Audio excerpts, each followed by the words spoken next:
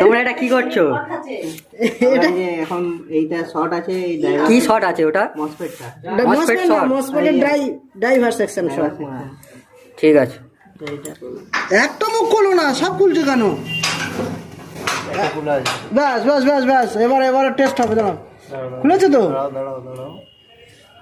একটা মুখ খুললে হয়ে যাবে। হ্যাঁ, এবার ওম শর্ট চেক করো। ডায়োড মোডে আছে, রেজিস্ট্যান্স মোডে করে। রেজিস্ট্যান্স মোডে হলো এটা 38 হবে। এই তো স্যার, একদম রাইট, ওটাই শর্ট। ওটা খোলা থাকলেও চলবে তো স্যার। তাহলে এখানে তো এটা কি সিগন্যাল? যখনই গেট ড্রাইভ শর্ট থাকবে তাহলে কি কি চেক করবে?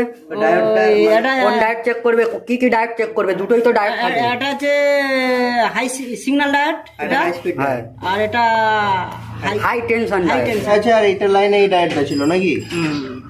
স্যার এবারে টেস্ট করি।